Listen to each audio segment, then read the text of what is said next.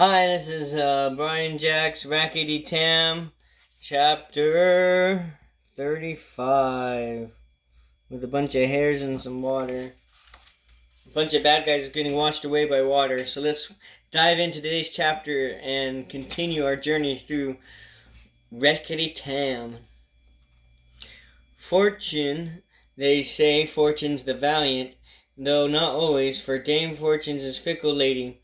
Sometimes she is quite impartial to the ongoings of those in her charge, and gives her favors to evil creatures. Grover the Savage was alive! When the huge fell on willow tree shot off the wildly down the rapids, and its cargo of vermin, it was spinning about the current.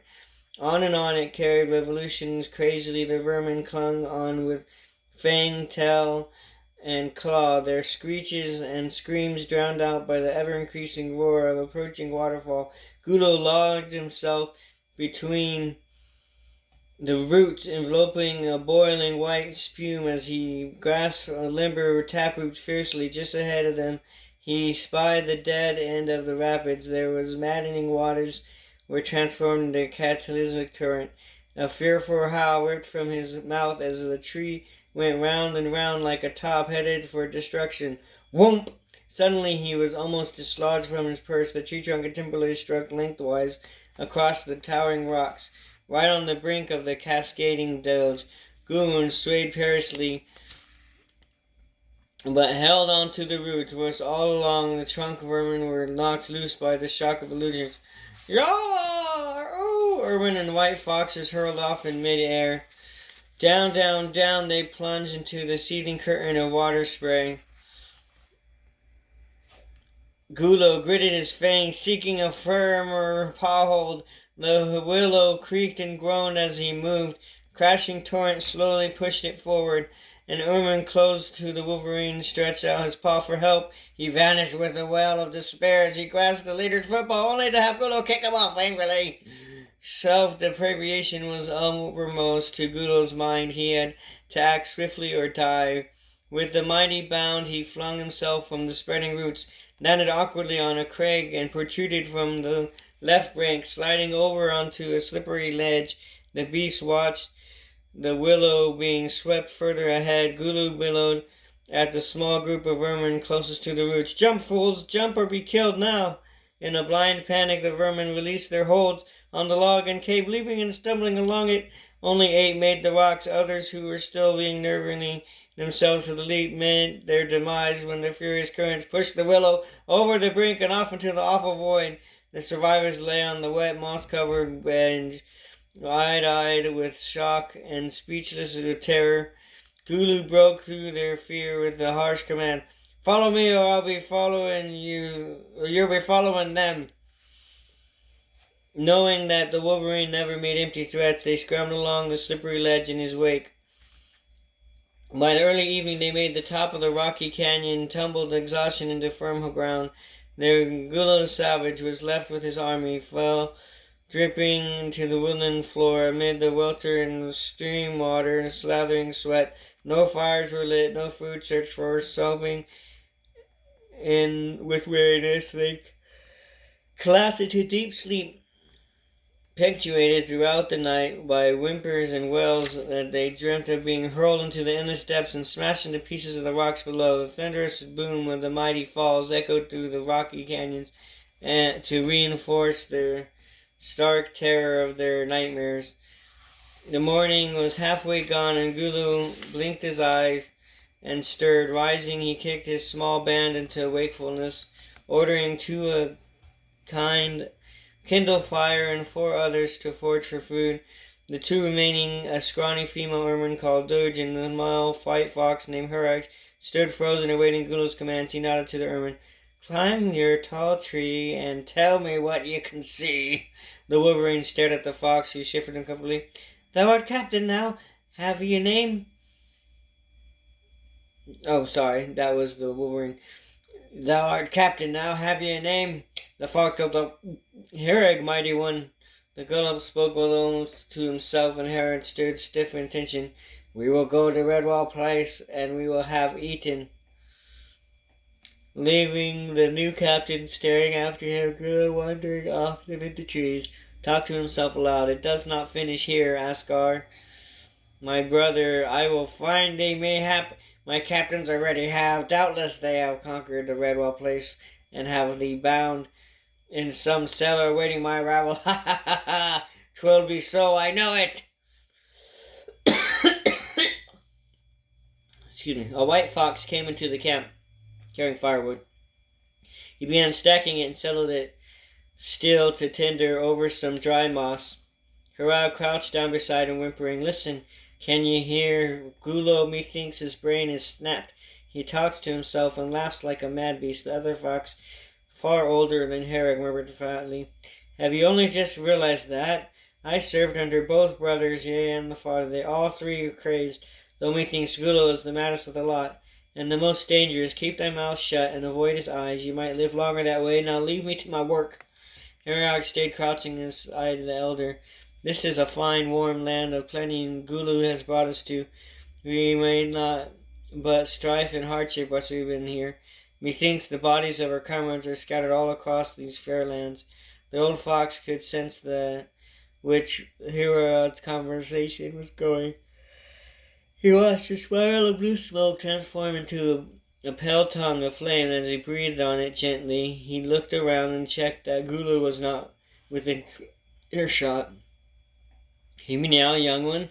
What I say thee from an awful death. We are bound to Gula the Savage, for better or for worse. We serve him not through love or loyalty, but through fear. Put any thoughts from your mind about deserting. Gula will find you, and he will scream for death when you're done. Now begone, and speak no more to me of foolish ideas." The ermine dog came down from her perch in the tall fir. She approached Gulo, who appeared to be in conversation with the bed of ferns. He was smiling slyly and nodded his head. "Go tell thy master that I too am son of Drams, but 'tis I who rules the lands of ice and snow. I, Gulo the Savage, the one who slew the great Drams. Say to Asgar, my brother, that I am coming, and I will devour his heart." He twirled suddenly, glaring at Dirge. "Did Asgar send you to spy on me?" The ermine backed off, avoiding her master's insane glare. "Mighty one, you told me to climb a tree and scout the land." Gumo looked at her as if suddenly seeing her anew. "I told you to do that?" Dirge nodded. "Aye, sir. I've come to report what I saw." Dirge placed the claws to his lips and his mad eyes darting furtively to and fro. "Shh! Not here. They will hear thee. Come." The fire was burning well. Besides it lay a woodcock which the foragers had slain with stones as it sat on its nest there, with a clutch of eggs from the nest, plus some edible roots, a small heap of half-ripe pears, a few berries they had gathered. Every beast stood back as Gulu led Judge to the fire. He crouched by the flames, pulling the ermine down close to him. Seemingly oblivious to the others, the wolverine whispered to Dudge, "Now speak softly. What did you see?" Absent-mindedly, Gulu grabbed the dead bird and began eating it raw, gross, spitting out feathers as he placed his ear close to the ermine's mouth. Feathers landed on the dune's nose as Gulu's fearsome mouth, a hairbreadth from her own, crunched on through flesh and bone. Terrifying ermine tried to control her voice. "Mighty one, over to the north I saw a broad stream. It flowed down this way to join the waters we traveled yesterday. It flows down from the northeast to the woodlands." She fell silent, watching Gudrun's apprehension as he dug a feather from between his fangs before responding. "Is that all there was?" Dodge nodded her head, bobbing nervously. Gupa ripped another mouthful from the bird. Ignoring the ermine, he stood up, dropping the remains of the woodcock carelessly into the fire as he strode off, his eyes darting hither and thither as the trees in front of him. "Tell my captain to bring the others. We go to Redwall Place." Harold watched as he walked off to the woodlands. Dirge looked perplexed. "Does he mean we go now?" Hernan shook his head. "But we have not eaten." The older fox pulled the remnants of the bird from the fire, extinguishing the burnt feathers. He grabbed the pear and set off hastily after Gula, cautioning the others. "If Gula says go, then we go, and I'm doing my eating on the march." The other vermin knew it was useless to protest. Shoving against one another, they seized the remaining food and hurried after the old fox.